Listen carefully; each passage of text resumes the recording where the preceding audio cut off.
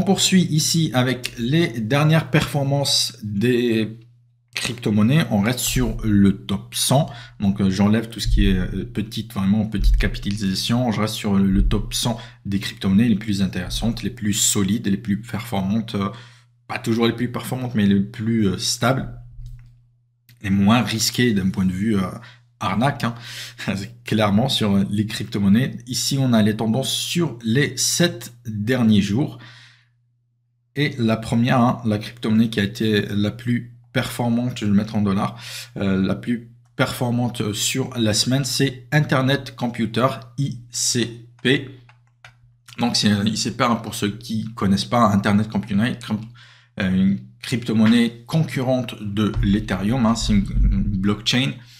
Elle a validé 3 milliards de blocs la semaine dernière, ce qui est un niveau assez élevé. Elle existe depuis 3 ans, donc ça a été positivement accueilli par les investisseurs. En plus, hein, le fondateur de la crypto-monnaie a partagé quelques mises à jour, hein, sur les futures fonctionnalités qui ont donc ravi les investisseurs et qui ont acheté massivement de l'ICP. Et on va aller regarder son graphique, justement, l'ICP, hein, donc il y a eu une forte hausse. Il a surtout cassé cette résistance autour des 16 $ et c'est ça qui a provoqué, hein, l'accélération qu'on a eu derrière jusqu'aux 20 $ et quelques prises de bénéfices. Si on regarde le graphique un peu plus long terme, hein, on va aller sur un graphique hebdomadaire. C'est là qu'on va aller chercher les niveaux de support et résistance, hein. On voit, on était bloqué ici sous les 16 $. Précédemment, un creux ici, on l'a cassé, on est allé chercher le précédent creux ici. Et attention, hein, si vous voulez profiter de ce mouvement haussier, la prochaine cible, hein, ça sera les 24 $ qu'on a testé à 2 reprises ici. Mais j'aimerais bien avant cela voir un mouvement au-dessus des 20,85, cette zone-là proche des 21 $ avant d'envisager un mouvement en direction des 24 $. Pour le moment, c'est plutôt le repli qui prime, hein, sur l'ICP. L'autre crypto-monnaie, la deuxième, c'est Ondo. Ondo qui a affiché une performance de 58,91% sur la semaine, hein, sur les 7 derniers jours. Et Ondo, hein, c'est un protocole de finance décentralisée qui propose des actifs tokenisation, des actifs du monde réel, ce qu'on appelle les Real World Assets, hein, la thématique des RWA, Real World Assets, hein, les actifs réels qui sont tokenisés, qui est une thématique très très en vogue en ce moment. Quand on va voir les actualités, on va voir pourquoi. Donc BlackRock, encore eux, qui a annoncé un fonds, hein, tokenisé qui entre donc dans le marché de la tokenisation, et Ondo qui est parmi les plus grands acteurs de la tokenisation, hein, sur le marché des crypto-monnaies. On a bien évidemment profité en avance, hein, par spéculation. Et si on va regarder, hein, le graphique de Ondo, je vais d'abord voir en journalier, hein, ça monte très très fort.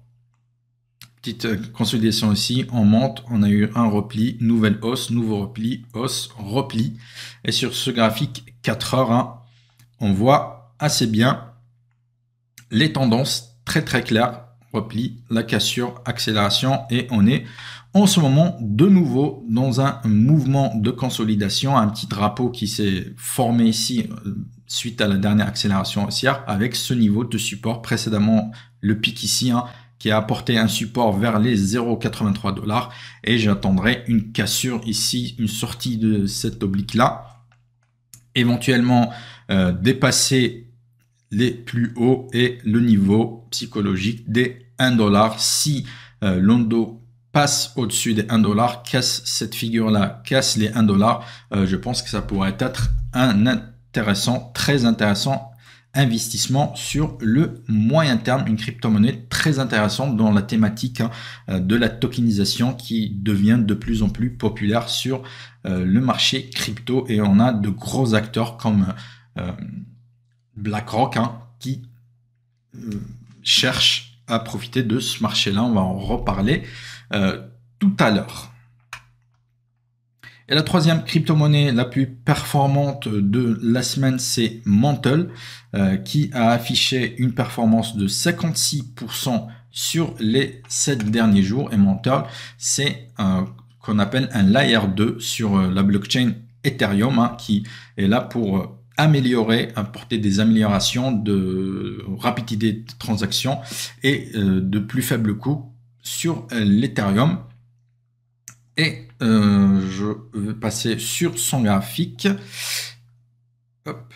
Et maintenant, c'est un petit peu particulier parce qu'il n'y a pas eu vraiment d'annonce, mais c'est des whales, des baleines d'investisseurs crypto. On en a eu plusieurs d'un seul coup qui ont acheté 11 millions de MNT, la crypto-monnaie de Mantle, et ça a fait voler les prix. On a bien sûr des plus petits investisseurs qui ont suivi derrière, mais comme le mouvement vient de la main de quelques acteurs, de gros acteurs seulement, c'est une crypto-monnaie pour le moment sur laquelle je resterai à l'écart. Si c'est un token qui vous intéresse, hein, j'attendrai au moins un retour vers les 1,10 $ ici.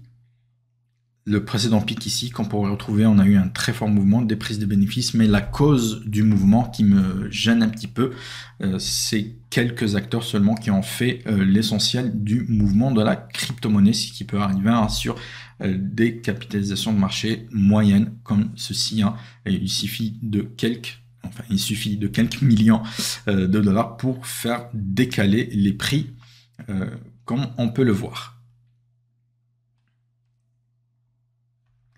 On va aussi voir un petit peu les tendances hein, sur les 7 derniers jours, les crypto-monnaies hein, qui ont été le plus recherchées sur CoinMarketCap, les crypto-monnaies qui ont intéressé les gens, hein, ça peut donner une idée d'investissement. On a le XCAD Network. Hein. Le XCAD Network, c'est une plateforme de tokenisation, encore une fois. Cette fois-ci, c'est un petit peu particulier. Ça tokenise l'audience d'un créateur de contenu, comme un YouTuber, par exemple, qui veut monétiser son contenu.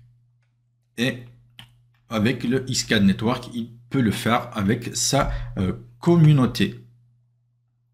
Et on va aller voir rapidement son graphique, hein, qui s'est... oui. Entre-temps, ça a pas mal reculé. Les 2 $ qui ont bloqué et derrière, on a eu un très fort repli. On a cassé cette oblique-là en support. On est allé chercher les plus bas vers les 1,50 $.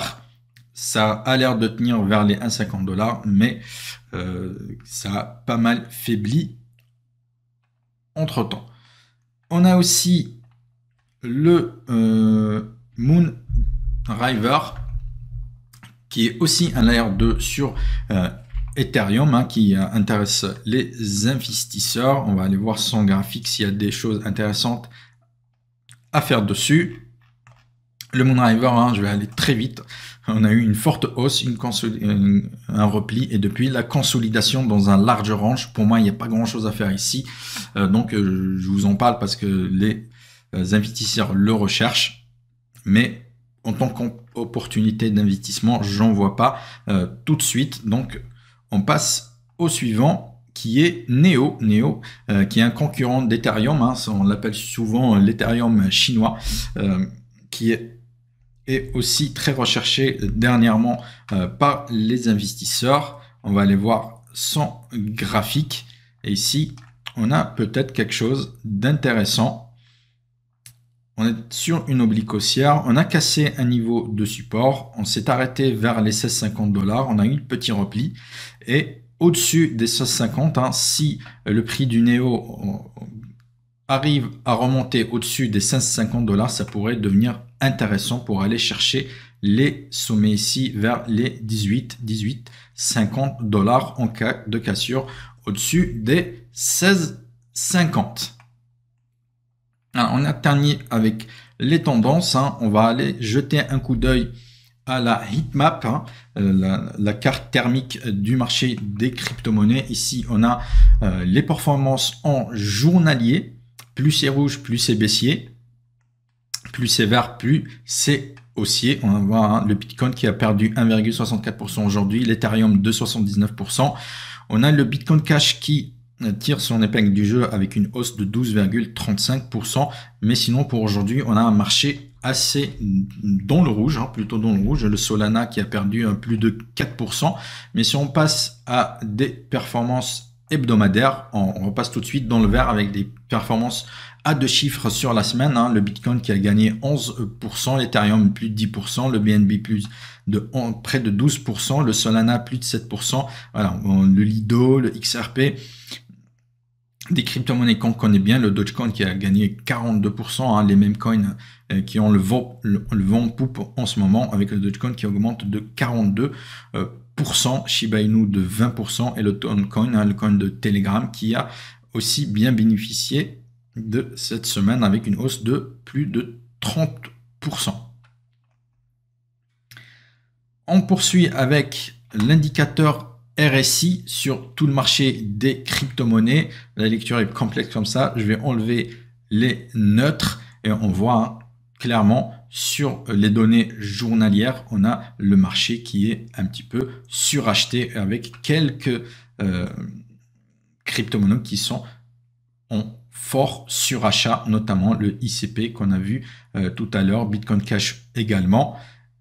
Et si on va sur des données hebdomadaires, là aussi, on a un marché qui commence à être suracheté, mais comme on dit, hein, le marché peut être surachat comme ça assez longtemps. Donc, ça ne veut pas dire que le marché va se retourner, mais il faut savoir qu'on est sur des niveaux de surachat. En moyenne, on est sur les 60, on est légèrement au-dessus, hein, on est sur un marché haussier, on n'a pas dépassé les 70 hein, dans la zone très rouge ici de surachat. Il y en a quelques-unes, bien sûr, Océan, le Celo.